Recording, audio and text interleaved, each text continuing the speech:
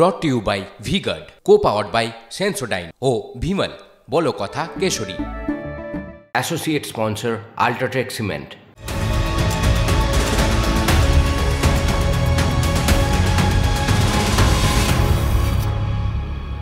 একদম শেষ দফায় ভোট কলকাতায়। ইতিমধ্যেই কলকাতায় জোর কদমে নির্বাচনী প্রচার শুরু করে দিয়েছেন মুখ্যমন্ত্রী মমতা বন্দ্যোপাধ্যায়। কয়েকদিন আগেই সুদীপ বন্দ্যোপাধ্যায়ের প্রচারে উত্তর কলকাতায় ঝড় তুললেন, তারপরেও দাপিয়ে বেড়াচ্ছেন নানা প্রান্ত। এই কলকাতার সঙ্গেই কিন্তু 1 জুন ভোট রয়েছে বারাসাত এবং বসিরহাটের মতো হেভিওয়েট 2 কেন্দ্রে। আমরা ইতিমধ্যেই ভোটালাপের পর্বে সন্দেশখালি নিয়ে আলোচনা করেছি, বসিরহাট নিয়ে আলোচনা করেছি, সেই পর্ব আপনারা ব্যাক স্ক্রল করে দেখতে পারবেন। আজকে এই 2 কেন্দ্রের সন্দেশখালিতে গত কয়েকদিনে আমরা দেখলাম অনেক রাজনৈতিক উত্থান পতনের সাক্ষী থেকেছে সন্দেশখালি। কখনো স্টিং অপারেশনের ভিডিও, কখনো আবার নতুন করে বিজেপির আন্দোলন, সব কিছু সন্দেশখালির বুকে দেখলাম। অন্যদিকে বারাসাত, সেখানে একসময় যেখানে ফরওয়ার্ড ব্লকের গড় ছিল বলা হয়, সেখানেও কিন্তু বামফ্রন্ট প্রার্থী দিতে গিয়ে ফরওয়ার্ড ব্লকের সাথে একটা আকচাকচি হয়েছে এবং তারপর পরবর্তীকালে সেই লড়াইয়ের ময়দানে রয়েছে আইএসএফ। এই 2 কেন্দ্র নিয়েই কিন্তু আমরা আজকে আলোচনা করবো। আমার সঙ্গে রয়েছেন আমার সহকর্মী সায়নী জোয়ারদার এবং শর্মিষ্ঠা চক্রবর্তী। শর্মিষ্ঠাদি, প্রথমেই তোমার কাছে যেটা প্রশ্ন, যে বারাসাত নিয়ে কথা বলতে গেলে বারাসাতের একটা দীর্ঘ সময় ধরে বারাসাতের সাংসদ থেকেছেন কাকলি ঘোষ দস্তিদার। তার একটা দীর্ঘ অভিজ্ঞ রাজনৈতিক একটা কেরিয়ার রয়েছে এবং সেখানে কিন্তু এবারে প্রথমবার লড়াইয়ের ময়দানে রয়েছে আইএসএফ এবং তাদের দাবি যে তারাও রীতিমতো তাদের সংগঠনে সেখানে অনেকটাই গুছিয়ে ফেলেছে। মানে যেহেতু এই ভাঙন লাগোয়া কিছু এলাকার সাথে তাদের কিছু বেল্টের সংযোগ রয়েছে, সেখান থেকে তাদের সংগঠন মজবুত বলে দাবি করা হয়েছে। অন্যদিকে যেটা শুরুতেই বলছিলাম যে বামফ্রন্টের সাথে সেখানে বামফ্রন্ট প্রার্থী দেবে কি না তা নিয়ে একটা বাম প্রার্থী কে থাকবেন, শেষে ফরওয়ার্ড ব্লক একার ঘোষণা, সেখানে কিন্তু ফরওয়ার্ড ব্লকের প্রার্থী বামেরা দিয়েছে। তোমার কি মনে হয় যে কাকলি ঘোষ দস্তিদারের জন্য মানে লড়াইটা কি এবারে আগের মতোই সহজ হবে নাকি? হ্যাঁ, মানে ব্যাপারটা হচ্ছে যে উত্তর 24 পরগনা জেলার বারাসাত হচ্ছে এমন একটা কেন্দ্র যেখানে মানে বিভিন্ন সময় বিভিন্ন রাজনৈতিক দলের ঘাঁটি হিসাবে পরিচিত ছিল, ফলে বিভিন্ন রাজনৈতিক বৈচিত্র্য কিন্তু এখানে লক্ষ্য করা যায়।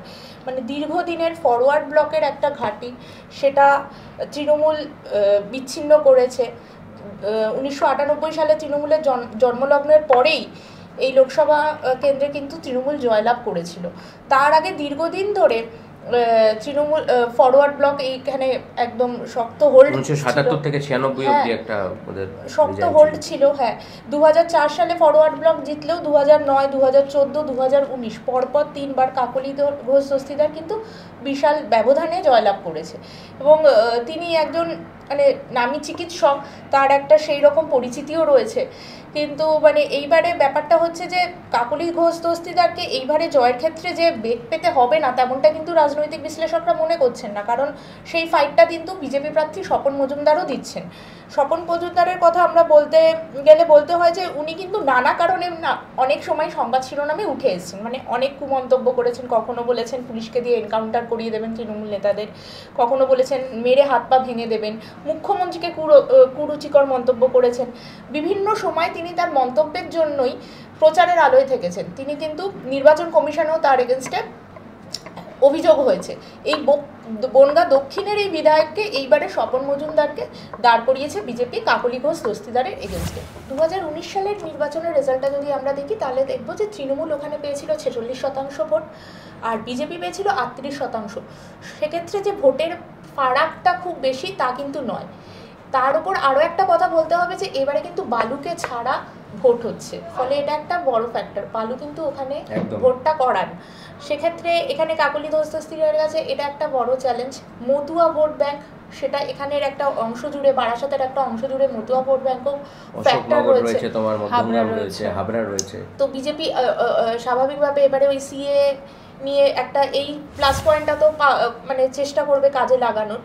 তো এখানে বিজেপির সাথে একটা ভালো ফাইট হওয়ার একটা চান্সেস রয়েছে এবারে কাকলি ঘোষ দস্তিদারের কাছে। তো খুব যে জয়ের পথ মসৃণ হবে মানে ধরো বিধানসভা ভিত্তিক যে জায়গাগুলোর কথা বলছিলাম শান্তি, যে এই যে ধরো অশোকনগর, মধ্যমগ্রাম, দেগঙ্গা, হাবড়া, যেটা শর্মিষ্ঠাদি বলছিল যে এখানে কোথাও কি একটা এই মতুয়া ভোট ব্যাংকের একটা ফ্যাক্টর কাজ করতে চলেছে। আবার এখানে কিছু এলাকা রয়েছে যেগুলো বর্ডার লাগোয়া এলাকা, সেখানে কিন্তু বারবারই অমিত শাহ আমাদের রাজ্যে এসছেন, তিনি অনুপ্রবেশকারীর কথা মানে ঘুষপেটিয়া তার মধ্যে কিন্তু বারবার শোনা যাচ্ছে এবং সেইখান থেকে কোথাও কাকলি ঘোষ দস্তিদার তার একটা রাজনৈতিক অভিজ্ঞতা রয়েছে, তাকে এবারেও একইভাবে বাজি করেছে তৃণমূল, যে দেখা যাক যে তিনি ফিরে আসতে পারেন কিনা।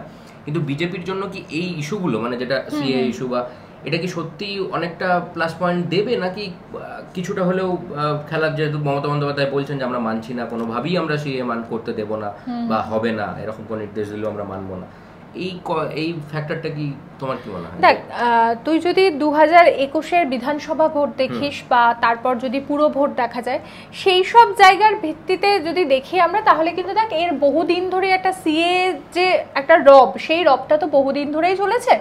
সুতরাং এই সিএ বল বা অনুপ্রবেশের কথাও যদি আমরা বলি, অনুপ্রবেশটাও কিন্তু একটা দীর্ঘদিনের ইস্যু। এই ইস্যুকে সামনে রেখে বিজেপি কিন্তু এর আগেও ভোট করেছে, এটা প্রথমবার নয়, বা সিএটা নিয়েও প্রথমবার নয়। অবশ্যই সিএ এবার কার্যকর হয়েছে, সেটা একটা আলাদা গুরুত্ব পাবে, কিন্তু এই দুটো ইস্যুকে যে খুব বড় করে দেখানো, সেই বিষয়টা কিন্তু মনে হয় না যে বারাসাত লোকসভা কেন্দ্রের ক্ষেত্রে বিষয়টা কাজ করবে। বরং যেটা শর্মিষ্ঠা বলছিল, জ্যোতিপ্রিয় মল্লিক, বালু, এবার ভোটে কিন্তু বালু নেই, যেটা এই অঞ্চলটাই বারাসাতে একটা সময় পর আমরা দেখেছি যে বালুর অনেকটাই ক্ষমতা খর্ব হয়েছে দলে, হয়তো বিভিন্নভাবে সাংগঠনিক জেলা ভাগ করে দেওয়া হয়েছে, বালুর ক্ষমতা অনেকটা কমে গিয়েছে। কিন্তু তারপরেও কিন্তু জেলার লোকজন বলেছে যে যখন এই ধরনের পরিস্থিতি আসে, ভোটের সময় এলো বা যে কোনো বড় যুদ্ধ পার করতে হলে, লড়াই পার করতে হলে, বালু কিন্তু ভরসা। এবং বালু তো আজকের নেতা নয়, দীর্ঘদিনের নেতা, এবং বালুর সব থেকে বড় দক্ষতা যেটা, সেটা হচ্ছে সাংগঠনিক দক্ষতা, সংগঠনটা করা। মানে তার যেমন দলের লোকজনের সঙ্গে জানাশোনা, সে একইভাবে বিরোধীদের বিভিন্ন শীত কাটার জায়গাগুলোও জানে, একইভাবে সংবাদ মাধ্যমের সঙ্গে তার সম্পর্ক, মানে সবকিছু মিলিয়ে বালু সংগঠক হিসেবে ভীষণ স্ট্রং। মানে তুমি বলছো এবারে বালু নেই, বালু জেলবন্দি, এবং সেই জায়গা থেকে দাঁড়িয়ে যেটা শুরুতে আমরা বারবার আলোচনায় ফিরে ফিরে আসছিল, এক সময় এই কেন্দ্র ফরওয়ার্ড ব্লকের, মানে বামেদের একটা গড় বলা যেতে পারে, এবারে সেই ফরওয়ার্ড ব্লক, মানে ফরওয়ার্ড ব্লকের যখন পুরুলিয়া কোচবিহার আসন নিয়ে আকচাকচি হচ্ছে যে কোথায় তারা প্রার্থী দেবে কিনা, বামফ্রন্টের মধ্যে মত, সেখানে বারাসাতে যে ফরওয়ার্ড ব্লক প্রার্থী দেবে এটা কার্যত নিশ্চিত। তাহলে এই জায়গা থেকে কি বিজেপি, মানে যে ভোট আমরা বারবার দেখেছি যে একাধিক লোকসভা কেন্দ্রে যে ভোট ট্রান্সফার, যে কথাটা বারবার বলা হয় যে বামেদের ভোট বিজেপিতে গেছে, এবারে যদি ফরওয়ার্ড ব্লক তাদের ভোটটা সিকিউর করতে পারে, তাহলে কি বিজেপির জন্য ফায়দা হবে? বিজেপি তো তাহলে খানিকটা টালমাটাল পরিস্থিতিতে চলে যেতে পারে। বিজেপির জন্য সেক্ষেত্রে কিছুটা হলেও চাপ হতে পারে। একইভাবে ফরওয়ার্ড ব্লক যদি ভোট ব্যাংকটা আবার নিজেদের সুরক্ষিত করতে পারে, তাহলে কিন্তু তৃণমূলেরও ভাগ হবে কিছুটা। তার কারণ হচ্ছে গতবারের যদি আমরা 2019-এর রেজাল্টে, মানে কাকলি ঘোষ দস্তিদার 6 লাখের কিছু বেশি ভোট পেয়েছিলেন, বিজেপি যিনি সেকেন্ডে ছিলেন মৃণাল কান্তি দেবনাথ, তিনি 5 লাখ কিছু ভোট পেয়েছিলেন। ভোটের তফাৎটা যদিও খুব বেশি নয়, কিন্তু তৃতীয় স্থানে ছিল ফরওয়ার্ড ব্লক, তাদের ভোট পাওয়াটা কিন্তু খুব কম ছিল, 1 লাখের সামান্য বেশি। একটা সময় বারাসাত, যেখানে ফরওয়ার্ড ব্লকের একটা মানে জোরালো আধিপত্য, সেই জায়গা থেকে ফরওয়ার্ড ব্লক কিন্তু গত ভোটে খুবই খারাপ রেজাল্ট করেছিল। এবার যদি ফরওয়ার্ড ব্লক তাদের সেই হারানো ভোট ব্যাংকটা ফিরিয়ে আনতে পারে, সেক্ষেত্রে কিন্তু শাসক এবং প্রধান বিরোধী দু ক্ষেত্রেরই কিন্তু ভোট কমার একটা সম্ভাবনা থাকবে। মানে সব মিলিয়ে দেখতে গেলে বারাসাত লোকসভা কেন্দ্রের যে ভোটের চালচিত্র, সেইখান থেকে খানিকটা হলেও বলা যেতে পারে অ্যাডভান্টেজে আপাতত রয়েছে তৃণমূল, কিন্তু কামড় দিতে কিন্তু প্রস্তুত রয়েছে বিজেপিও, এবং অন্য বিরোধী দলগুলো কি করে সেটা দেখার। আইএসএফ সেখানে লড়াইয়ের ময়দানে প্রথমবার রয়েছে, এবং আইএসএফ এর ভোট একটা ফ্যাক্টর হবে বলে রাজনৈতিক বিশ্লেষকরা মনে করছেন। এমনকি বিএসপিও কিন্তু সেখানে প্রার্থী দিয়েছে, মানে ওখানে বিভিন্ন দলের প্রার্থী দেওয়াটা বেশ একটা কালারফুল, সব দল দিয়েছে, আইএসএফ রয়েছে এখানে, এসএসএ রয়েছে, ফরওয়ার্ড ব্লক যেমন রয়েছে, আবার জাতীয় ময়দানের কিছু রাজনৈতিক দল এখানে নেমে পড়েছে, মানে বেশ লড়াই কিন্তু মানে জোরদার হবে। এবং আমরা যেটা বললাম, মানে বহু দল মানে সেখানে ভোট কাটাকাটিটাও অনেকটাই বাড়বে, সেটাই মনে করছে রাজনৈতিক মহল। বারাসাত নিয়ে ধরো আমরা আলোচনা করছি, কিন্তু আমরা বারবারই মানে এই ভোটের ময়দানে সবসময় একটা হট টপিক হিসেবে থেকেছে সন্দেশখালীর ইস্যু, এবং সেই সন্দেশখালী কিন্তু পড়ছে বসিরহাট লোকসভা কেন্দ্র, আর বসিরহাট লোকসভা কেন্দ্রে কিন্তু সংখ্যালঘু ভোট একটা বড় ফ্যাক্টর, যেটা আমরা আগেও একাধিকবার আলোচনা করেছি। যে এবার গত কয়েকদিনে আমাদের পূর্বের আলোচনা থেকে এই আলোচনার মধ্যে দুটো বড় ঘটনা সন্দেশখালীতে হয়ে গেছে, এবং তার মধ্যে একটা স্টিং অপারেশন। এবং তোমার কি মনে হচ্ছে যে এইখান থেকে, মানে একই প্রশ্ন আমার শর্মিষ্ঠাদির কাছেও, যে মানে কোথাও গিয়ে কি এই মানে স্টিং অপারেশন যে করলো, এবং একটা তৃণমূলের তরফ থেকে দাবি করা হলো যে সন্দেশখালীতে যা হয়েছে তা বিজেপির খানিকটা বানানো একটা প্রচার, সেটা কোথাও গিয়ে কি বিজেপিকে একদম শেষ বেলার ভোটের আগে হঠাৎ করে এরকম একটা ভিডিও সামনে আসা, একাধিক পরপর দু একটা ভিডিও সামনে এলো, কিছুটা হলেও বেকায়দায় ফেলবে?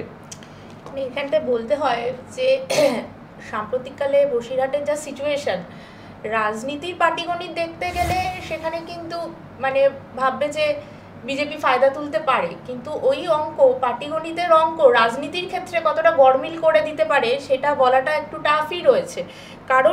কারণ একটাই, কারণ বসিরহাটে যে 7টা বিধানসভা রয়েছে প্রত্যেকটাতে তৃণমূল বরাবর দখল করে এসছে, এবং সেটা আজকের নয় কিন্তু, মানে তৃণমূলের এই বসিরহাট প্রথমে একটা বামেদের শক্ত ঘাঁটি ছিল, 1980 সালের পর থেকে একদম মানে সিপিআই ওখানে একদম নিরাপদ সর্দার কি তো এবারে সিপিএম এর জন্য সন্দেশখালীর প্রাক্তন বিধায়ক তাকেই প্রার্থী করেছে, সিপিআই কিন্তু সেইভাবেই লিড, মানে ওখানেই ওইভাবে 1996 সালের পরও মানে ওখানে অজয় চক্রবর্তী ব্যাপক ভোটের ব্যবধানে ওখানে জিততেন, মানে ওখানে সিপিআই শেষ কথা ছিল। কিন্তু তারপরে আস্তে আস্তে খেলা ঘুরিয়েছে, তৃণমূল দাঁত বসাতে শুরু করেছে, এবং তৃণমূল যবে থেকে সেখানে খেলা ঘোরাচ্ছে তবে থেকে কিন্তু তৃণমূল আস্তে আস্তে আস্তে আস্তে মানে ওই বসিরহাট জায়গাটাতে পুরো জমি, এবং 7টা বিধানসভা এখন তৃণমূলেরই দখলে, এবং ভোটের ফারাকও যথেষ্ট বেশি, ভোটের ফারাক যথেষ্ট বেশি। আমরা যদি দেখি একটা ক্ষেত্রে যে আমরা পূর্বের নির্বাচনের রেজাল্ট যদি দেখি, তাহলে এটা আরেকটা বিষয় উল্লেখ করা যায় যে বিজেপির উত্থান 2009 সালের রেজাল্টের ক্ষেত্রেও আমরা দেখেছি যে প্রায় 4,80,000 ভোট পেয়েছিলেন হচ্ছে তৃণমূলের হাজী নুরুল ইসলাম, যাকে এবার প্রার্থী করেছেন একদম, এবং অজয় চক্রবর্তী মানে সিপিআই এর, তিনি পেয়েছিলেন 4,19,000 ভোট। বিজেপির কিন্তু 67,000 ভোট ছিল, মানে মাত্র 6% ভোট পেয়েছিল বিজেপি। 2014 সালে সেই জায়গায় দাঁড়িয়ে বিজেপি শ্রমিক ভট্টাচার্যের হাত ধরে 18% ভোট বাড়িয়েছে। বিজেপি কিন্তু বসিরহাটের জমি মাপতে অলরেডি 2014 সাল থেকে শুরু করেছে। তার মধ্যে জমি হচ্ছে একটা মেন বিষয়, জমি বসিরহাট লোকসভা কেন্দ্রের একটা রাজনীতির কেন্দ্রবিন্দু, এবং সন্দেশখালী পর্বের পরে তো বসিরহাট লোকসভা কেন্দ্র এখন জাতীয় রাজনীতিরই আকর্ষণ হয়ে উঠেছে।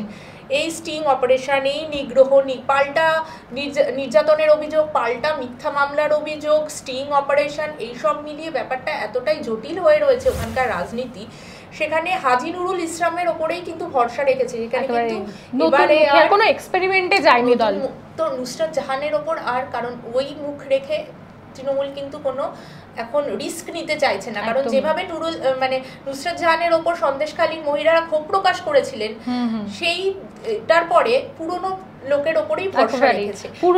বিজেপি সেখানে খেলেছে, বিজেপি কাকে নিয়ে খেলেছে, যে বাচ্চা কোলে নিয়ে তৃণমূলের বিরুদ্ধে মুখ খুলেছিল সেই রেখা পাত্রকে। সেই ভিডিও আমরা TV9 বাংলায় প্রচুর দেখিয়েছি, যে প্রথম আমরা দেখিয়েছিলাম বাচ্চা কোলে নিয়ে কিভাবে এসে শাহজাহান বাহিনীর বিরুদ্ধে মুখ খুলে বলেছে যে হামলা হয়েছিল, তাকে রেখা পাত্রকে দাঁড় করিয়েছে। এর মধ্যেও তো অনেক রাজনৈতিক জলঘোলা ঘটেছে, আইএসএফ এখানে প্রার্থী দিয়েছে, ফলে এই সন্দেশখালী যে একটা বড় মানে এখানে সন্দেশখালীকে সামনে রেখে বসিরহাটের লড়াইটা কিন্তু যথেষ্ট, মানে কিন্তু আমরা মানে বিজেপি বা ধরো তৃণমূলের কথা বলছি, কিন্তু আমরা শুরুতে যে কথা বলছিলাম যে সংখ্যালঘু ভোট বসিরহাট লোকসভার, যে ধরো বসিরহাট দক্ষিণ, উত্তর, হিঙ্গলগঞ্জ, মিনাখা, হারোয়া, বাদুড়িয়া, এই জায়গাগুলো কিন্তু সংখ্যালঘু ভোটারদের আধিক্য একটা বরাবর রয়েছে।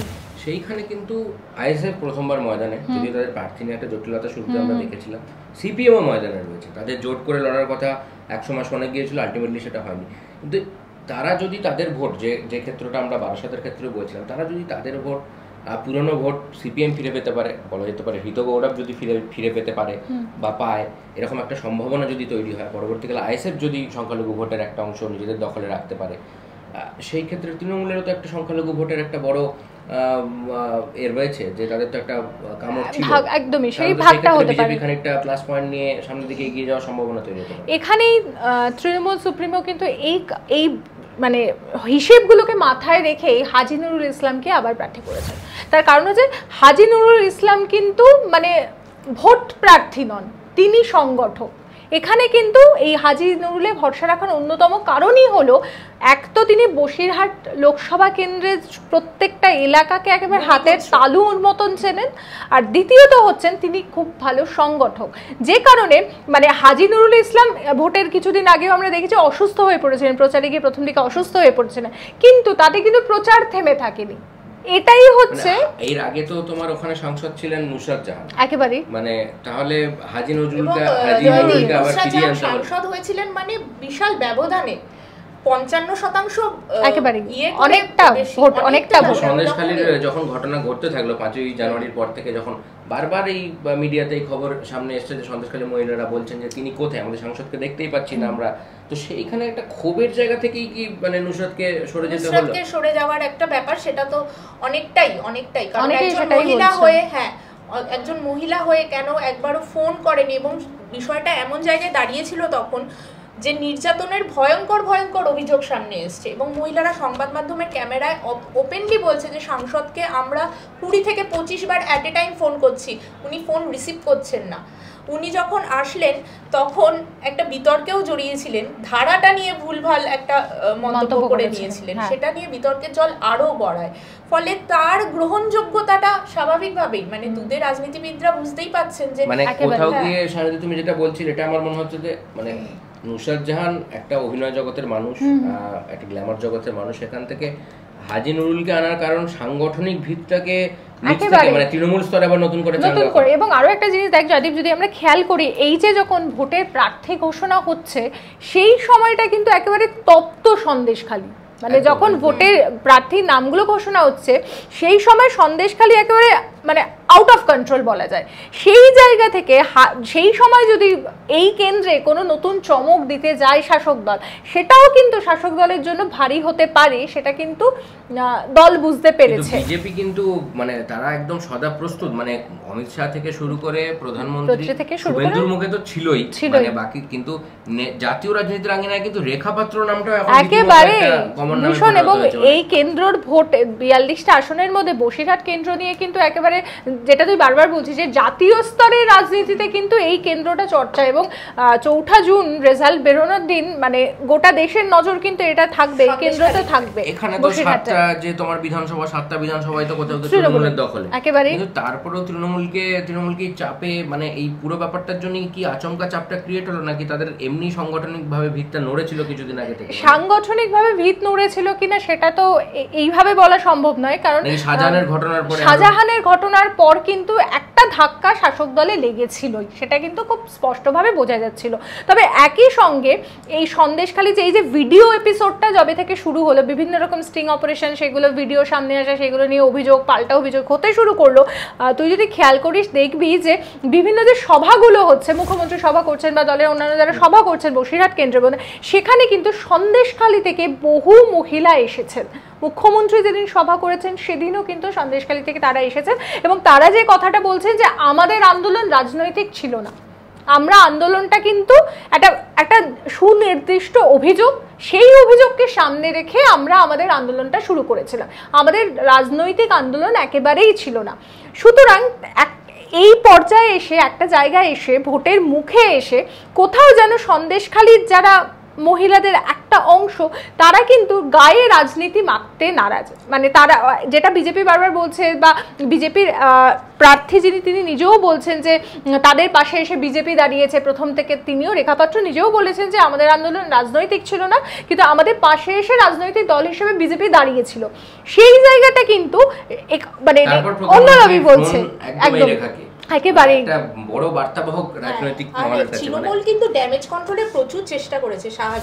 শাহজাহান গ্রেফতারের পর থেকে তার বারবার ক্ষেত্রে আমরা তৃণমূলের শীর্ষ নেতৃত্বদের কিন্তু বিভিন্ন সভায় এটাই বলতে দিয়েছি যে আমাদের পুলিশই কিন্তু পেরেছে শাহজাহানকে গ্রেফতার করতে, আর আমরা কিন্তু শাহজাহানকে গ্রেফতার করে দেখিয়ে দিয়েছি যে আমরা দুর্নীতিকে প্রশ্রয় দিই না। এবং এই যে জমি দখলের বিস্তর যে অভিযোগ আমরা ওখানকার মানুষরা বলতো যে আমরা বিএলওর দপ্তরে গিয়ে অভিযোগ জানাতাম, সেই ফাইলগুলোয় ধুলো পড়েছে, মাছি ঘুরেছে, কিন্তু কোনো দিন সেই ফাইল খুলেই দেখানো হয়নি। আমরা কিন্তু দেখেছি তাৎক্ষণিকভাবে যে শাহজাহান গ্রেফতারের পরে কিভাবে বিএলআরও দপ্তরে মানুষের লাইন পড়েছে জমি ফেরত দেওয়ার, সেই পুরনো ফাইল খোলার বিষয়গুলো পুলিশ ক্যাম্প করে, মানে তৃণমূল সব রকম ভাবে চেষ্টা করেছে পরিস্থিতিটাকে যাতে সামাল দেওয়া যায়। এবং এই হাজী নুরুল ইসলামের নামটা ঘোষণা হওয়ার পরে আমাদের টিভি9-এর প্রতিনিধি তো ওখানে গিয়েছিলেন সাধারণ মানুষদের, যাদের সেই অর্থে কোনো রাজনৈতিক যোগ নয়, প্রার্থীর সম্পর্কে প্রতিক্রিয়া জানতে। সেখানে কিন্তু বারবার সাধারণ মানুষ, কেউ দোকানি, কেউ জুতো সেলাই করছেন চায়ের দোকানে, তারা বলছেন যে এই লোকটাকে আমরা চিনি, অন্ততপক্ষে এই অভিনেত্রী সাংসদের তুলনায় এই লোকটাকে আমরা চিনি, তিনি কি কাজ করেছেন আমরা সেই কাজ দেখেছি, সুতরাং অচেনা নয়। মানে হয়তো সন্দেশখালীর ঘটনা না হলেও মানে হয়তো নুসরাত জাহান টিকিট পেতেন না, যদিও সেটা আমরা বলতে পারি না, কিন্তু একটা সম্ভাবনা তৈরি হয়েছিল। তো সব মিলিয়ে মানে সন্দেশখালীকে সামনে রেখে বসিরহাটে নির্বাচন হতে চলেছে এবং সেখানে বারাসাতের মতো একটা হেভিওয়েট সিটেও নির্বাচন হতে চলেছে। তো সেখানে শাসক দল, বাংলার এই মুহূর্তে শাসক দল, তারা ক্ষমতা ধরে রাখতে পারে নাকি বিজেপি দক্ষিণবঙ্গে নতুন করে তারা যে কামড় দেওয়ার কথা বলছে বা তারা যে টার্গেট সেট করেছে 30 থেকে 35, সেই লক্ষ্যে পৌঁছাতে পারে কিনা সেটা তো 4 তারিখে রেজাল্ট বেরোলেই বোঝা যাবে। তার আগে এই মুহূর্তে ভোটে গরম তপ্ত বাংলায় আমাদের ভোটালাপ চলছে। আপনাদের ভোটালাপ কেমন লাগছে সেটা অবশ্যই জানান, এবং যদি নতুন কোনো বিষয় নিয়ে আলোচনা চান এবং নতুন কোনো বিষয় নিয়ে কোনো পরামর্শ দেওয়ার থাকে সেটাও আমাদের কমেন্ট করে জানান, এবং ভিডিওটি ভালো লেগে থাকলে লাইক, শেয়ার এবং সাবস্ক্রাইব করুন। Brought to you by V-Guard, co-powered by Sensodyne ও ভিমল, বলো কথা কেশরী। Associate sponsor UltraTech cement.